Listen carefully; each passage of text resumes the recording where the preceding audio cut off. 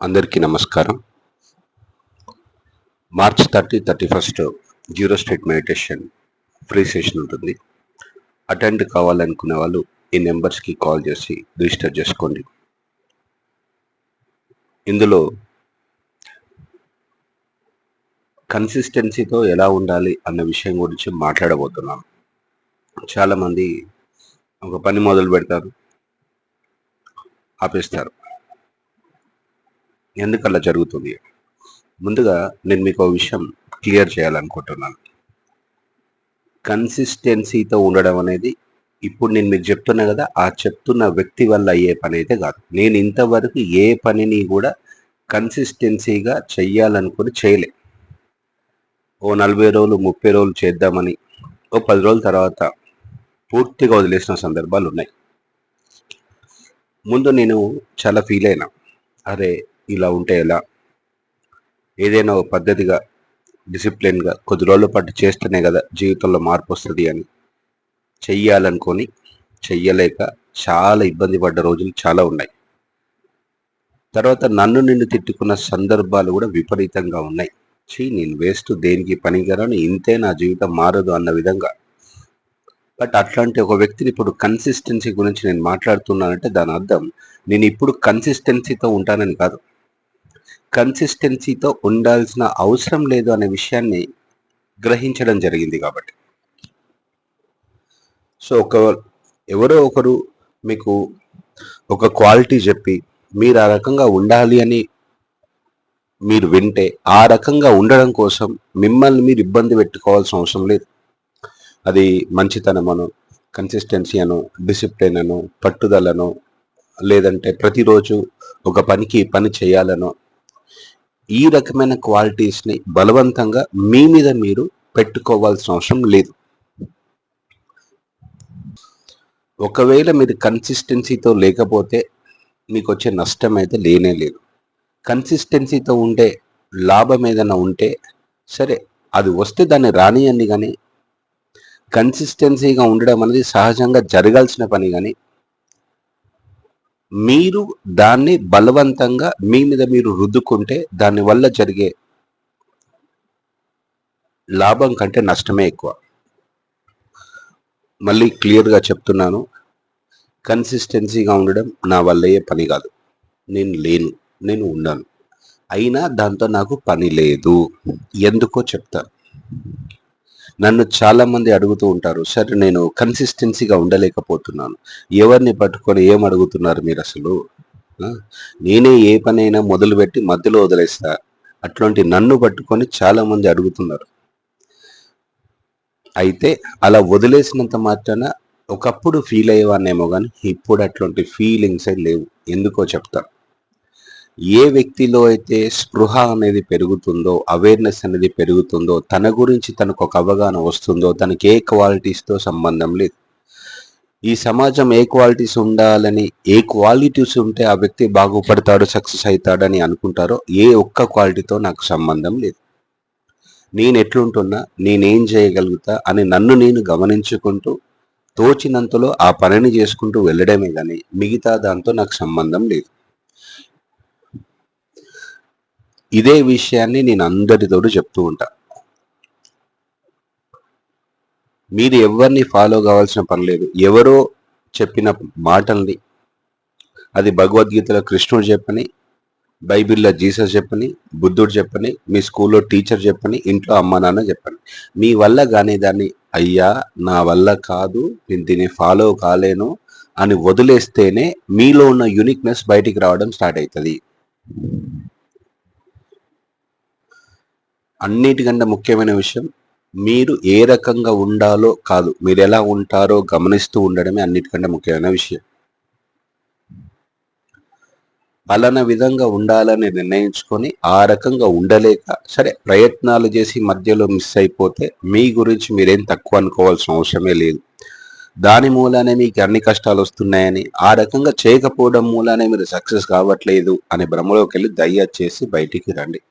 మీరు కన్సిస్టెన్సీతో ఉంటారా, డిసిప్లిన్తో ఉంటారా, పట్టుదలతో ఉంటారా, ఇంకేవో కొన్ని పదాలు ఉంటాయి కదా, టైంని మేనేజ్ చేస్తారా, ఇవన్నిటితో సంబంధం లేదు. మీకు ఈ క్వాలిటీస్ ఉన్నా లేకపోయినా మీరు మహా అద్భుతంగా జీవిస్తారు. ఇక్కడ ఈ సమాజంలో ప్రతి ఒక్కరూ ఇంకొకరిని ఏదో విధంగా మార్చాలని ప్రయత్నం చేస్తున్న వాళ్ళే గాని, వాళ్ళని వాళ్ళలాగా ఉండనిచ్చే వాళ్ళు చాలా తక్కువ. మీరు మీలాగా ఉండడం మొదలుపెడితే మీకు రావాల్సిన అద్భుతమైన విషయాలు వస్తాయి, జరుగుతాయి. ఎక్కడైతే ప్రేమ లోపిస్తుందో, ఎక్కడైతే జీవించడం లోపిస్తుందో, ఎక్కడైతే గ్రహించడం లోపిస్తుందో అక్కడ కొన్ని క్వాలిటీస్ అవసరం.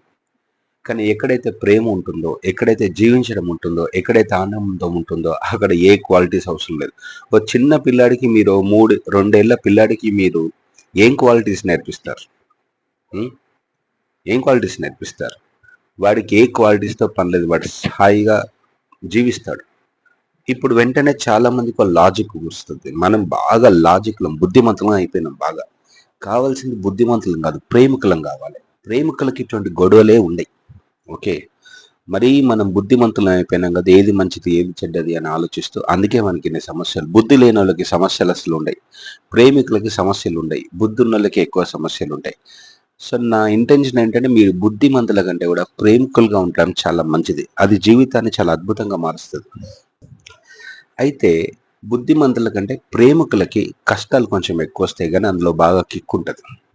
జీవితాన్ని అద్భుతంగా జీవిస్తారు, రిస్కులు బాగుంటాయి. కానీ దీనికి భయపడే ఇలా ఆ ప్రేమగా ఉండడానికి భయపడి చాలా మంది ఆ భయంలో వల్ల కొన్ని క్వాలిటీస్ని క్రియేట్ చేసుకుంటారు.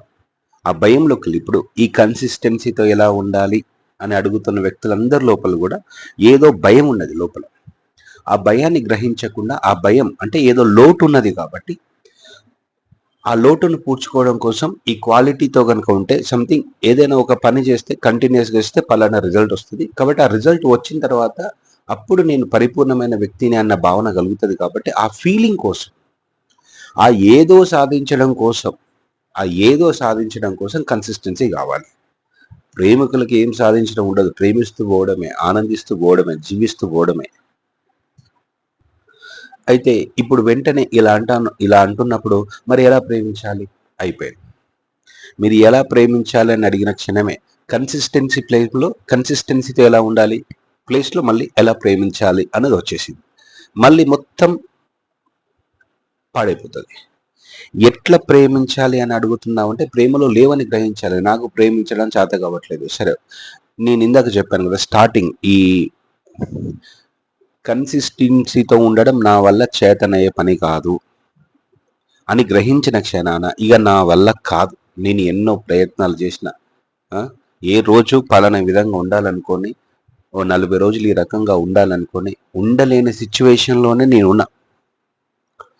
కానీ అలా నేను గిల్టీగా ఫీల్ అయినన్ని రోజులు నన్ను నేను తిట్టుకుంటూ, ఇబ్బంది పెట్టుకుంటూ, వేస్ట్ అనుకుంటూ లోపల బాధపడుతున్నవాడినే. కానీ ఇక నా వల్ల కాదు అనుకున్న క్షణాన ఎంత రిలీఫ్ అయిందో.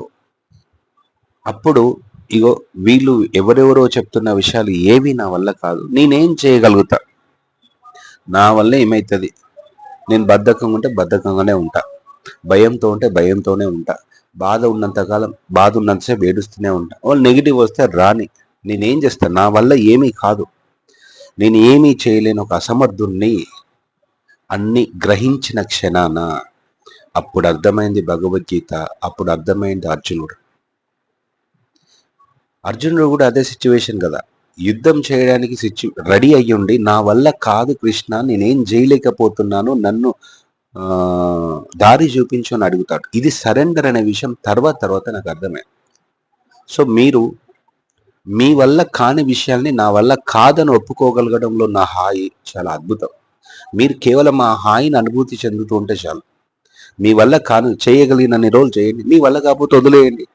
సరే, మీరు ఒక పని పెట్టుకున్నారు, ఒక కండిషన్ పెట్టుకున్నారు, ఓ 20 రోజులు 30 రోజులు ఒక పని చేద్దాం అనుకున్నారు, చేయగలిగినన్ని రోజులు చేయండి.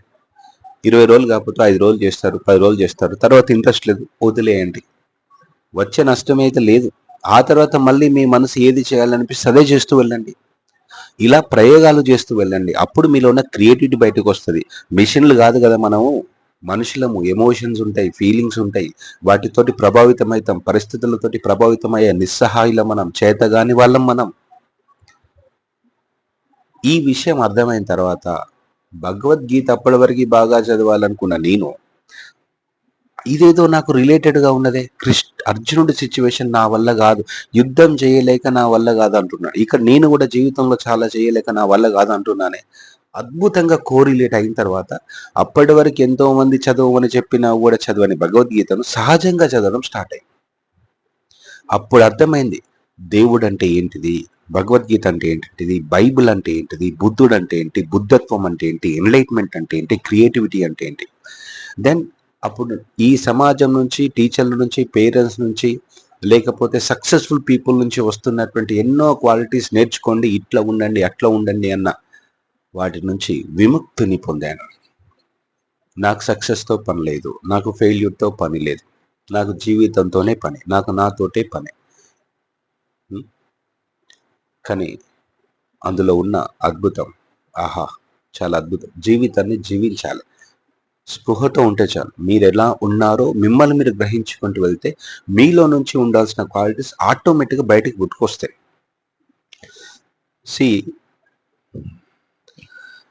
అయితే నాకు ఇతరులకి ఇట్లా ఉండండి, అట్లా ఉండండి అని చెప్పడంలో పెద్దగా ఇంట్రెస్ట్ లేదు. ఎందుకంటే చెప్తున్న నేనే పెద్దగా అలాగా నేనే పెద్దగా ఫీల్ అయ్యేది లేదు. అలాగా నా జీవితంలో పెద్దగా నష్టపోయేది ఏం లేదు. నేను అట్లా బలవంతంగా ఇబ్బంది పెట్టుకుంటూ ఉండడం కంటే ఇలా హాయిగా, కంఫర్టబుల్గా, రిలాక్స్డ్గా, ఫ్రీగా ఉండేటప్పుడు జీవితాన్ని మరింత లోతుగా అవగాహన చేసుకునే అవకాశం కలుగుతుంది. ఇది రైటు, ఇది రాంగు, ఇది మంచి, ఇది చెడు అన్నదాంతో సంబంధం లేదు. కేవలం స్పృహతో గమనించుకుంటూ నేనేం చేయగలుగుతా, నా వల్ల ఏమైంది, ఇంత మాత్రం చేయగలుగుతా, రిజల్ట్ ఏది వస్తే ఇది రాని, నాకు సంబంధం లేదు.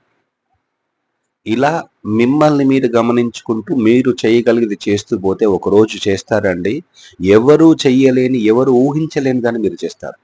నిజానికి క్రియేటివ్ పీపుల్ ఎవరిని ఫాలో కాదు. ఎవరో చెప్పిన విషయాన్ని బలవంతంగా వాళ్ళ తల మీద వేసుకొని వాళ్ళ శరీరాన్ని, వాళ్ళ మనసుని ఇబ్బంది పెట్టుకోరు, వాళ్ళ ప్రయోగాలు చేస్తారు. దీంట్లో కొన్ని రిస్కులు కూడా ఉన్నాయండి, భయాలు ఉంటాయి. కానీ ఆ భయంతోనే మనం ప్రయోగాలు చేయాలి.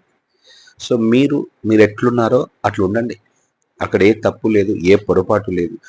ఎవరో చెప్పిన క్వాలిటీస్ని పట్టుకుని అవి మీలో లేకపోవడం మూలాన ఏంటి, ఎవరో చెప్పిన క్వాలిటీస్ని పట్టుకొని మీలో లేకపోవడం మూలాన మీరు తప్పు అనుకుంటే ఎట్లా చెప్పండి. మీరు మహా అద్భుతం.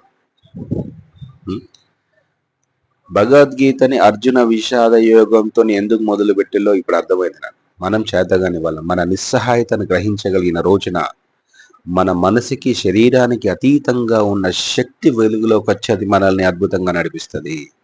అలాంటి శక్తిని మీ లైఫ్లోకి ఎక్స్పీరియన్స్ కావాలంటే ఉన్నది ఉన్నట్టుగా ఉండండి కొద్ది రోజుల పాటు. దాన్ని సరెండర్ అని అంటారు. నేను ఎక్కువగా క్లాసులలో వాడే పదాలు, అంటే నా మెయిన్ క్లాసెస్ అన్నీ కూడా surrender, let go, be yourself అన్న కాన్సెప్ట్స్ మీద ఉంటాయి. ఇది లా ఆఫ్ అట్రాక్షన్ మించిన కాన్సెప్ట్. ఏదో బయట జీవితంలో సృష్టించడం కాదు. అదేముంది, మీకు బయట పరిస్థితులు చాలా ఈజీగా మారుతాయి. మీ లోపల అంతరంగంలో ఉన్న దాన్ని మీరు జీవిస్తుంటే చాలు, చాలా చాలా అద్భుతంగా మారుతారు, జీవితాన్ని జీవిస్తూ ఉంటారు. ఓకే, మీకు ఇప్పుడు నా మాటలు విన్నారు కదా, అవి నచ్చితే, అవి కనెక్ట్ అయితే, మీ హృదయానికి కనెక్ట్ అయితే, నాతో కలిసి జర్నీ చేయడానికి సిద్ధంగా ఉంటే ఒక 120 రోజుల కోర్సు డిజైన్ చేశాను. అది కూడా చాలా సరదాగా ఉంటుంది. అసలు 3-4 నెలలు ఎట్లా గడిచిపోతే కూడా తెలియదు. అయితే 120 రోజుల కోర్సులో జాయిన్ కావడానికి ముందు ఒక 2 days శాంపిల్గా మీకు చిన్న ఎక్స్పీరియన్స్ ఇవ్వడం కోసం 2 days ఒక ఫ్రీ సెషన్స్ కండక్ట్ చేస్తున్నాను. March 30, 31 మండే, ట్యూస్డే మార్నింగ్ టైంలో ఉంటుంది. మార్నింగ్ 5:15 నుంచి 6:30 మధ్యలో ఉంటుంది. ఇంట్రెస్ట్ ఉన్న వాళ్ళు ఈ నెంబర్స్కి కాల్ చేసి రిజిస్టర్ చేసుకోండి. ఎలా ఉండాలి అని ఆలోచించకండి, ఎట్లుంటే కరెక్ట్ అని ఆలోచించకండి.